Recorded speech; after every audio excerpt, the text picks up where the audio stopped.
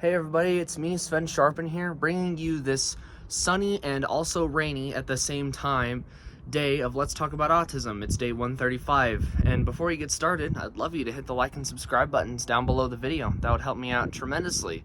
So in today's video, I'll be talking about how all school staff, regardless of whether they're involved with special needs programs or not, is allowed to, and when I say that I mean it, allowed to physically harm or physically abuse, verbally abuse, and traumatize autistic kids whenever they feel like it.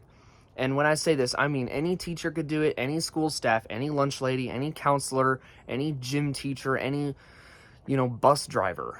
And the last one, like I saw a case, this was a few years back, of a little 8-year-old girl, then 8 years old, who was slammed to the ground, the floor of a school bus, by a bus driver, and just physically abused. Those were like 2 painful minutes on video. That video exists right now on the internet, and you could watch it today. School bus driver abuses autistic girl. You could look that up right now and you'll see it.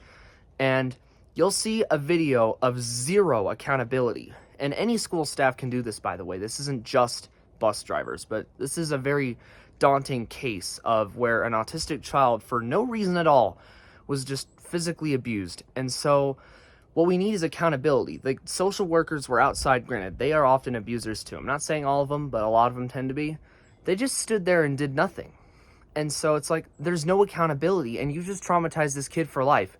And this happens a lot. Like, there are cases of kids who get dragged back into class for, usually to an autistic child. There's kids, I've talked about this. Like, there's kids that get slammed to the ground by regular teachers. There's the forced relocations. I'm not sure how involved they are with that, and the locked in closets thing. I mean, janitors could do this, lunch ladies could do stuff like this. Anybody can do this, and I think it all points back to what I talked about yesterday, which is there's a system of files that tells schools around the world to do this.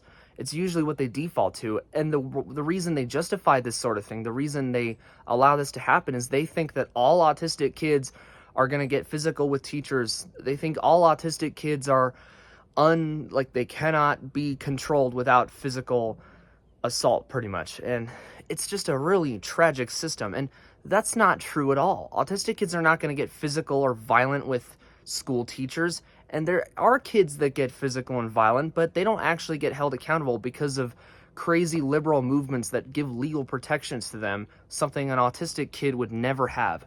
So there are certain kids, even if violent, are legally protected from this kind of abuse, yet autistic kids who typically are not physically violent are not protected from this kind of abuse. And if anything, if you're abusing a kid like that, this applies to all school staff, special needs or not, you're going to make the problem a lot worse. You basically picked a fight with somebody. These staff-initiated fights, these abuse practices, I mean, this has got to stop. And schools are allowed to do this because of, they think autism is this horrible thing that they're going to get physical or something if they're something they don't like, and they use that to justify this physical abuse, and we're not going to let it happen.